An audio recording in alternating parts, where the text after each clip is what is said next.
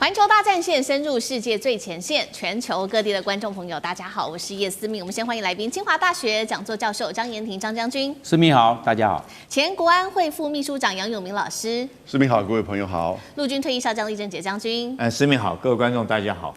好，观众朋友，今天持续来关心这一场中核之间的安氏大战，现在双方正式的撕破脸。我们要来看到安氏之乱，没有想到继续的全面升级。这一回张学正他被撤了执行长的职务已经确立，另外就是中国动用了国家之力，要针对荷兰展开复仇吗？用什么绝招呢？恐怕就是用稀土了，来卡住欧洲的喉咙。那么荷兰这一回会不会听命于美国？晶片报复战一触即发，今天我们都会一起的来做关注。三个火线话题，今天会请来宾帮我们做解答。第一个。中荷之间的安氏之乱再出现了反转，记得吗？才刚双方签下了协议，没有想到荷兰这一回又毁约反悔了。他说本来要让执行长复职的，现在要撤掉这样子的一个说法，并且呢继续的控制住来自于安氏的控制权。中国怒呛说你后果要自负。那么接着我们就会来关心，今天会来看中国如何借着国家之力来协助张学正展开这一场复仇战。第二点，美国也同样出手了。这时候美国出手，荷兰才态度放软。因为呢，我们来看到中国大陆用的这个关键招数，就是卡住欧洲国家的稀土，用的是慢慢的审查来卡住欧洲2000多件的稀土申请，拖到这些车厂都快要停产了。那么欧盟可紧张了，这时候就怒骂荷兰。那么可是呢，荷兰还是没有动作。却是在美国一声令下，是立刻转向。突然间，他的金长说欢迎中方来供货给荷兰，怎么回事？第三点，我们今天也会来关心到的是，北京很出招了，他接下来会不会来掐断安氏在德国、英国等基地稀土的出口呢？来限制，来对欧洲祭出惩罚。那么欧洲车厂能够挡得住来自于中国的报复吗？今天就这些议题，我们都会一起的来做解答。好，我们来看到11月4号，我们当时才报道说，中荷双方不是签下了这个协议吗？中欧稀土的相关协议。那么这个协议呢，现在却遭到荷兰临阵的翻脸了。原本协议的内容是说，11月7号开始，这个前执行长张学正可以恢复职位。刚刚说了。这个荷兰突然间翻脸了。最新消息，荷兰说了，张学正不能再担任执行长，还不止如此哦，他还说，依照10月7号当时的法庭裁定，不止他不可以担任执行长，而且还要暂停他担任董事的职务。另外，继续死扣安氏的控制权不放。北京震怒了，他说你这样做是伤害中企的权益，你这样做，我们接下来会展开报复，这个后果是要自负的。节目一开始要请教将军怎么看了荷兰这一步反悔，它是蓄意的还是临阵的反悔？中国接下来如何请国家之力来帮助张学正报复呢？以后其他的国家还敢和荷兰这个海盗国家做生意吗？将军怎么看？我想说这件事情，我们还是要回溯一下整个事情发生的过程哈。安氏是一个半导体公司，它做的是车子的晶片，大概每一辆车子哈，大概会用到600片的晶片。它这个晶片其实是不是很先进，也不是连成熟制程都谈不上哈。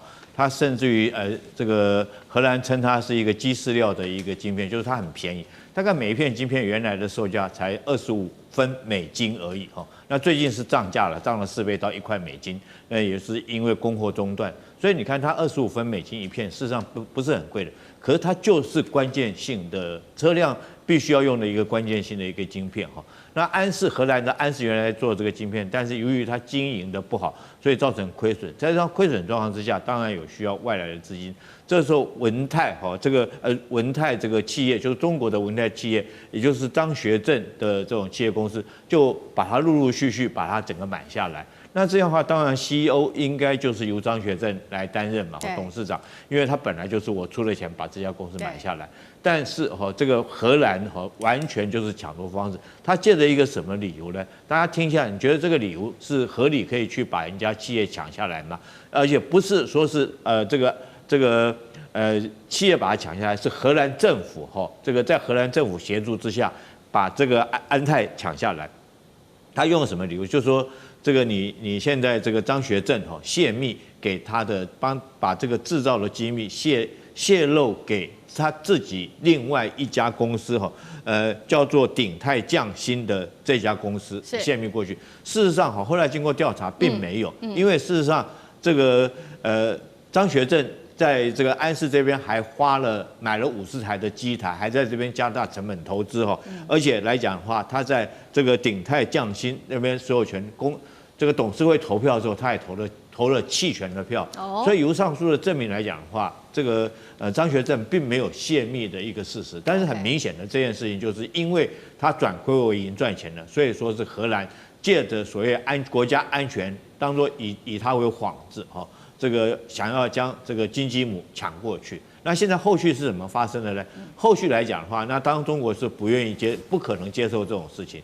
可是这个公司很特殊的，它是设计或招牌是挂在荷兰的然后晶片生产在那边生产，但是后续来讲，封装是在广东的东莞来做封装，也就是说，在荷兰晶片做好以后，它必须要送到中国来做封装。那如果中国不让它出货来讲的话，你就卖不了。那之前来讲的话，中国当然协助这个张学正来做反击，就是说不准他出货这个封装完以后，在我中国封装，我就不准你出货。那这下子造成全球的所有汽车产业一阵慌乱当然在10月7号，原本说大家这个和谐了大家已经都谈好了，让张学正回去当他的 CEO， 但是没想到荷兰这家公司又反悔了。他现在做什么呢？他晶片不交给东莞这边来封装你就没有封装。但是他忘了一件事情。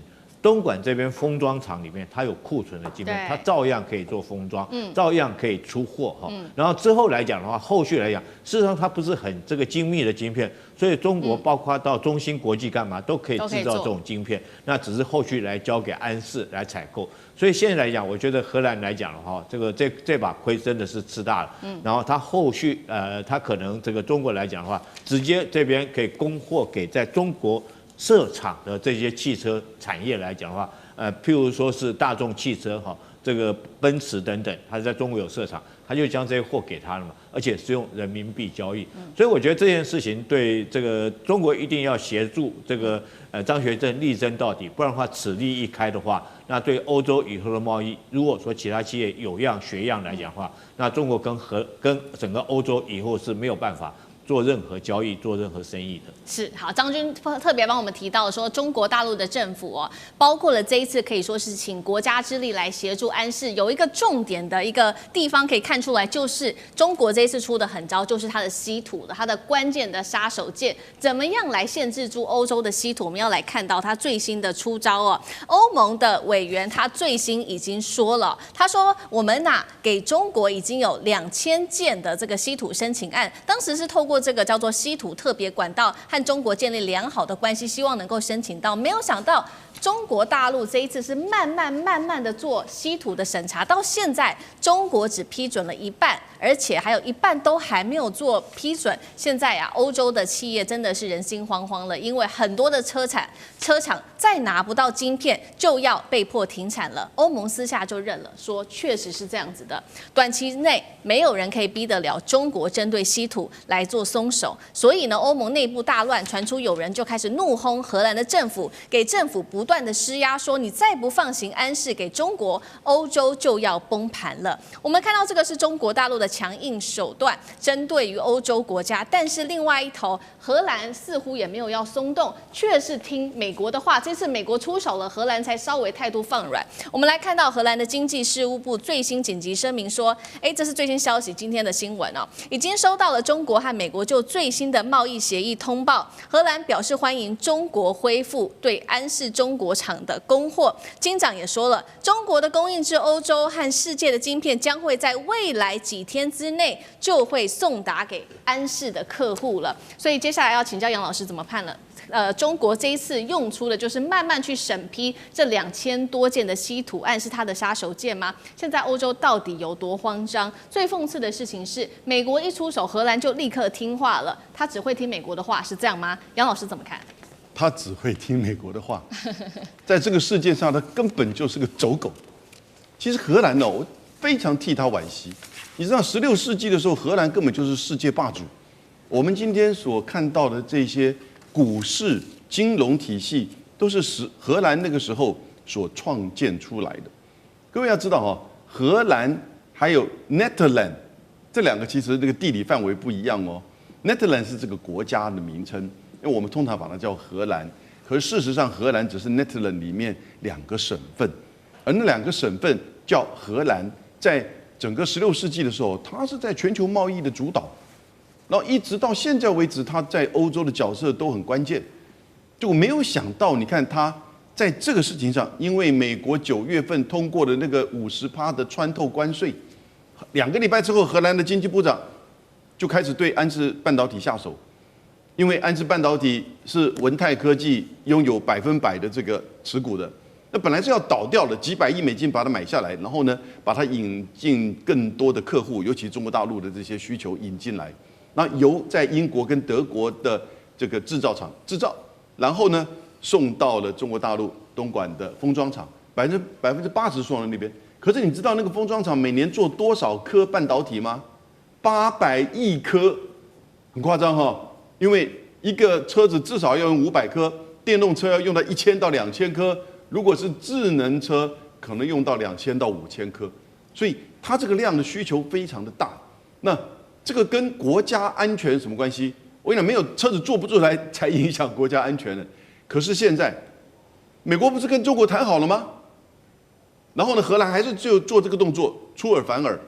我个人觉得，我还是希望中国大陆采取更强硬的手段，而且要搞清楚，第一个是美国，然后是荷兰政府，然后才是那个安氏半导体。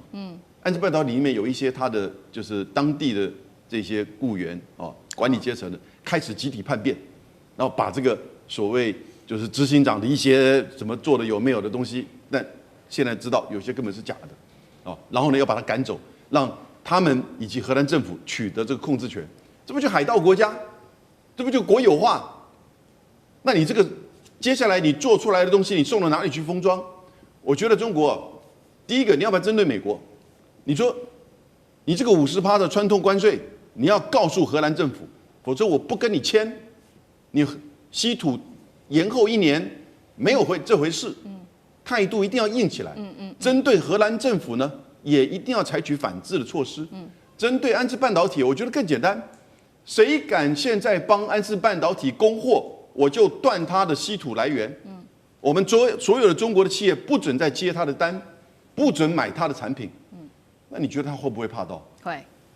不然我跟你讲这个是会野火燎原的。因为有几千家在中国在全世界拥有持股过半的这些公司怎么办呢？将来随时被人家抓起来，就当这个等于是来欺负你吗？中国大陆一定这方面要强起来。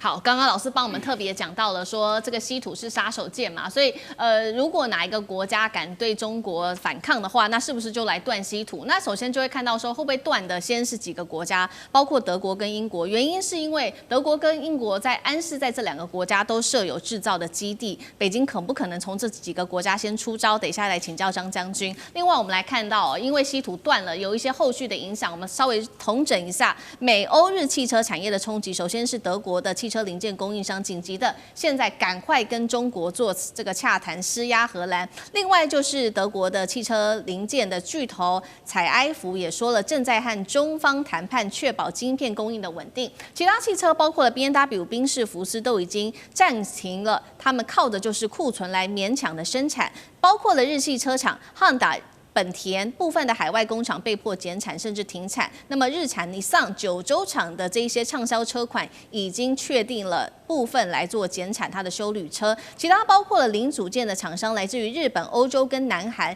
也都使用安氏他们的晶片，全部都会受到波及。接下来北京可能先断了哪一些国家的稀土来处理这样子的问题呢？面对这样的问题，欧洲国家有没有可能持续向荷兰来做施压？张将军又怎么看？我认为这个是复合因素，这个复合因素会让荷兰来做政策调整。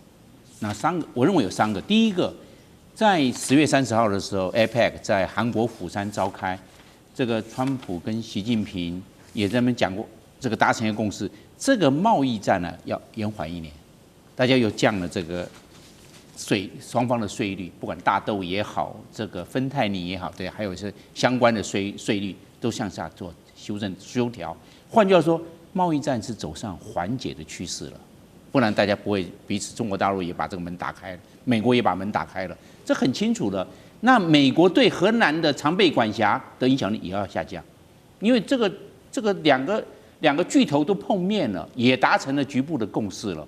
那相关的政策就要下面做一些相对的、相应的调整。我认为这第一个。第二个，我们来看哦，晶片它是有急迫性的。汽车，你不管传统的汽车，这个油电车或者是这个自驾的，都需要晶片，或多或少这样。尤其是我们知道这个仪表板也好，还有空调更需要晶片，因为现在越来越精密了。那到现在为止啊，他们找不到替代来源，所以安氏的这方面的晶片的供应，这个有它的急需。那你这样的话会造成他们的需求性的压力，他要需求，那中国大陆这就是他，那你有需求，我中国大陆是供应的，那我在这方面我就掌握了主动权。第三个，最后一个我们来看了，就是中国大陆啊可以拿稀土做条件，那以稀土的松绑的需求来解决荷兰、意大利、法国、还有英国、还有荷兰这结果对稀土的需求，要不然稀土被抓住之后，不是汽车业，包括光伏，包括医疗的设备。包括医疗设备，也包括了电子产品，都会受影响哎。那这样的话，是牵一发动全身。所以我认为，因为这三重的方面的条件，这个荷兰它会做调整，要不然会不是光影响荷兰，影响到其他周边的国家。好，谢谢张将军。那我们休息一下，马上回来。地缘政治、美中之争、战略价值、强权崛起、小国生存。现在与未来，洞悉事件走向，掌握世界脉动，全球观点尽在环球大